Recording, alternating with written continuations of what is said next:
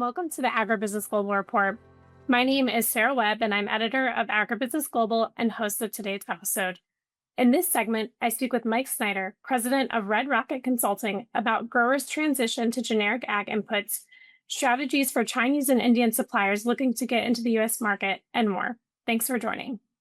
Mike, thanks so much for joining me today. First off, getting started here, can you tell me a little bit about yourself? Yeah, Sarah. Yeah, I've been in the AgChem market for the U.S. for probably, I hate to say it, but over 40 years, working with branded companies like Monsanto when they were still in existence, and generic companies like UPL and AMVAC, and also in the distribution. I was in the procurement side with Nutrien when they were UAP.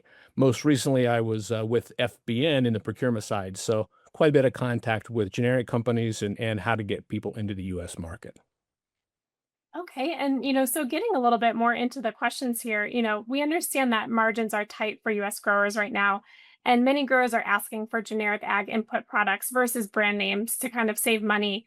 How are US brokers helping with this transition? Yeah, that's a really good question. To start out with, I kind of use $4.50 corn as kind of the break even across the country. And some people can make money better than that, some people less, depending on what their debt structure is. And we're right at that point right now. So farmers are looking to do anything they can to save money. And generic products are the simplest solution that they can go for.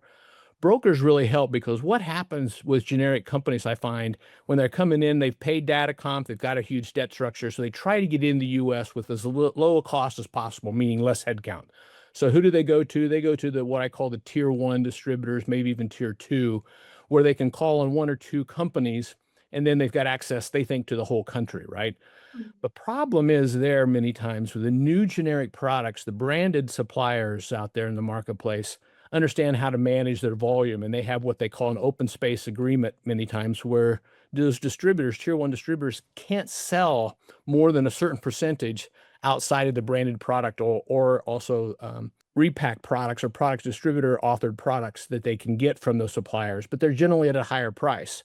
So when a generic company comes in and offers a product, they don't have the ability to get to the full demand out there that people are looking for in this product.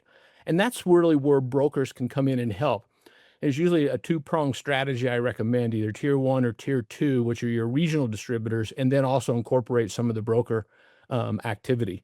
They've got really good access to a lot of retailers. They can get products out to farmers and get to the demand side of the business real fast, where tier one can do it, but are many times limited.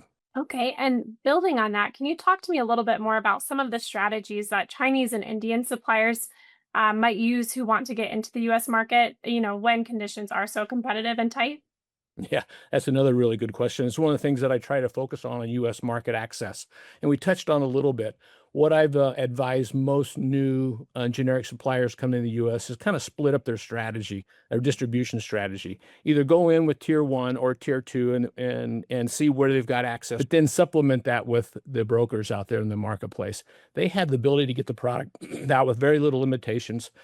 And they're pretty much a low margin type of business. A lot of these brokers are one to two type of people in their organization, but they've got a huge number of contacts.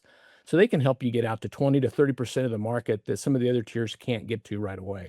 And they really help these new suppliers get to their volume needs because they've got quite a debt load, as we talked about many times when they come into the country. They've got, data comp right over their shoulder that they've got to pay, and they've got a lot of investment inventory, and to get restricted many times, some of the bigger distributors, is frustrating. So really, these brokers can help them open up the market and help diffuse some of the volume out to the growers who are looking for these opportunities to help reduce cost. Absolutely. Well said. Well, thank you so much, Mike, for sharing your insights. We really appreciate it. No, I appreciate it, sir. Thank you very much for having me. Thanks again for tuning in to this segment of the AgriBusiness Global Report. I'm your host, Sarah Webb. Until next time.